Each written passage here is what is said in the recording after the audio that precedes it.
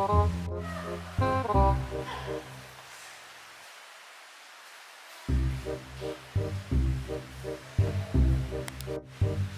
I quit po.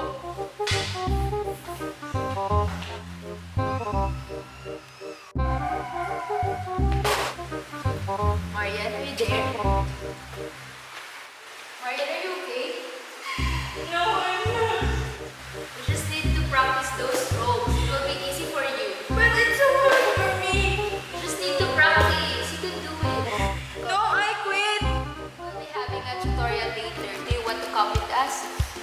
Okay. Okay. Go.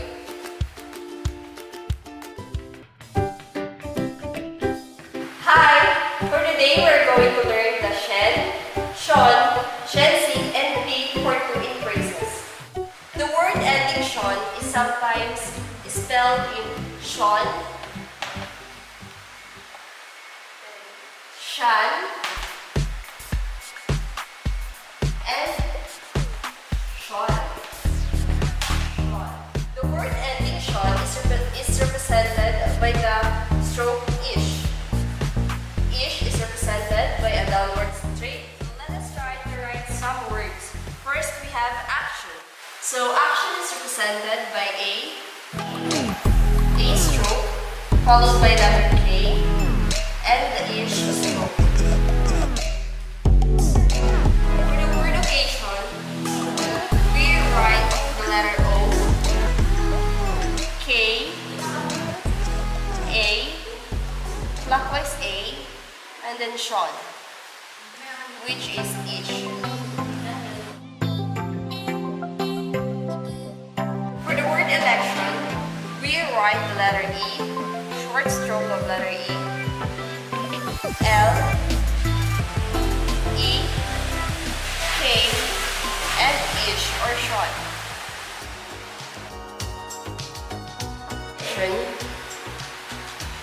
We start to write the letter O, P, R, A, and ish or shon. So we have physician. Physician is spelled as F, E, comma S, E, and ish or shon. Physician. Next, we have position. Position is spelled as P, O, left S, E, and shon. Let's draw the word fashion. The word fashion is represented by F, A, and shon. Next word is nations. N, A, shon, and S. Nations. Next word is national. We omit the second letter A. N, A, shon, and L. Now let's try national. N, A, shon, L, E. Nationally. Now let's stroke the word quotient. In the word quotient, we omit the letter E. K, O, shon, D. Next word and the last word for principal one is inflation. In the word inflation, we omit the letter I. N, F, L, A, and shon. Inflation. And let's move on to the principle number 2. The word ending shen and shensi. The shen is represented, the word ending shen is by ish, and shensi is represented by ish, s, and e. So let's give the example word is patient. Patient is represented to P, downward curves, It's approximately half the height of the space between the lines in your shorthand notebook. A, represented by a big circle. Ish is represented by a very short downward straight stroke. And T is the shorthand stroke is short upward straight line. Patiently is represented by B, A, Shan, T, and the combination of L and Y, which is the small circle represented by E. Ancient. Ancient is represented by A, a big circle, and N is a very short forward straight line. And Shen is represented by a very short downward straight stroke. And T is the shorthand for short upward straight line. Efficiency. Efficiency is represented by a small circle F. F is a downward curve, the same shape as S, but it is somewhat longer, approximately half the height of the space between the lines of your shorthand note. E is represented by small circle, and Shen is a downward straight stroke. And S and E, small circle. Efficient. Efficient is represented by a small circle, and F is represented by a downward curve and the same shape as S. E is a small circle, and Shen is a downward straight stroke, and T is an upward straight stroke. Proficiency. Proficiency is represented by P, a downward where the same shape as the left is S, except that it is a larger, approximately half the height of the space between the lines in your shorthand notebook. R is represented by short forward curve, and O is represented by a deep upward hook, and F is represented by a downward curve, the same shape as S, but it is somewhere longer, approximately half the height of the space. E is represented by a small circle, and Shen is represented by a straight, short, downward stroke.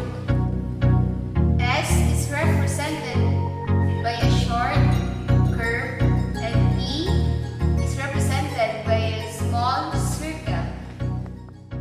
Principle number 3. T for 2 in phrases. In phrases, 2 is represented by T when it is followed by a downstroke. So here are some hub.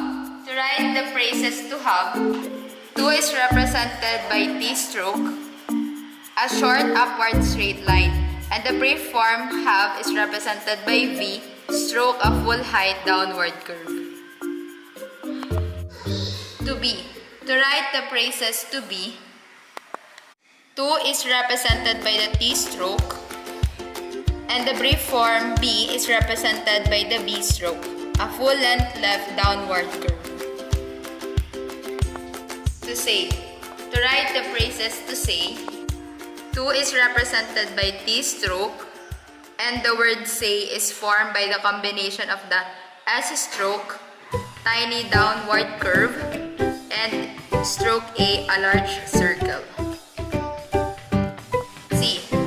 To write the phrases to C, 2 is represented by T stroke, and the word C is formed by the combination of the stroke S, tiny downward curve, and stroke E, a tiny circle. Here are some examples for 2 in phrases. To check. To write the stroke for the phrase to check, 2 is represented by the shorthand, which is a short upward straight line. Second, write the stroke for CH or call tree, which is somewhat larger straight downward stroke. approximately 1/2 the height of the space between the lines of the blackboard. Third, write the stroke for E, which is represented by a tiny circle. And lastly, write the stroke for K, which is represented by a short forward curve. To buy. To write the strokes for the phrase to buy, 2 is represented by the shorthand stroke plan. To write the stroke for the phrase to plan, 2 is represented by the shorthand stroke for T, which is a short upward straight line. Second, write the stroke for P, which is represented by a downward curve approximately half the height of between the lines of the blackboard. Third, write the stroke for L, which is represented by a longer forward curve.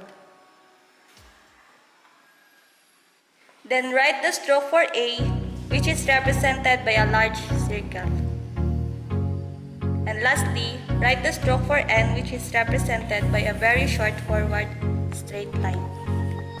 These are the last examples for Principle 3, Lesson 9. In writing the phrases to sell, first is write a short upward straight line that represents letter T.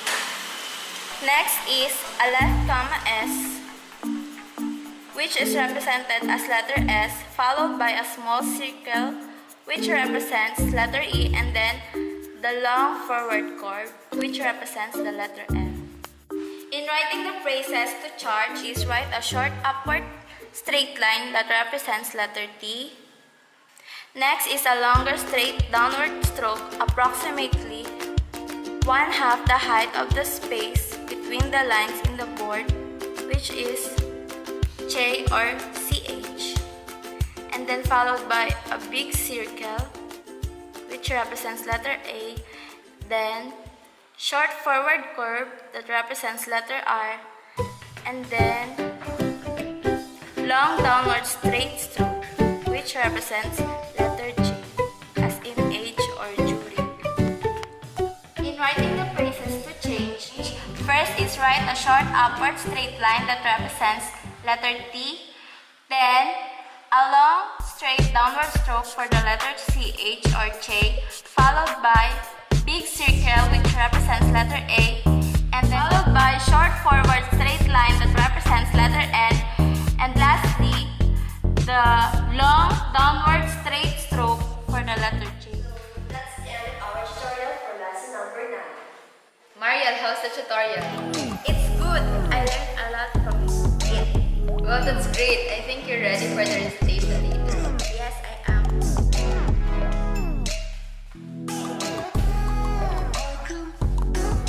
Good morning, sir!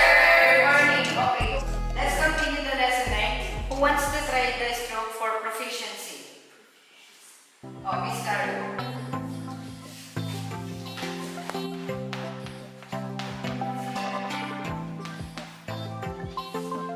Go, Mariel. Go, Mariel. Go, girl. Mariel.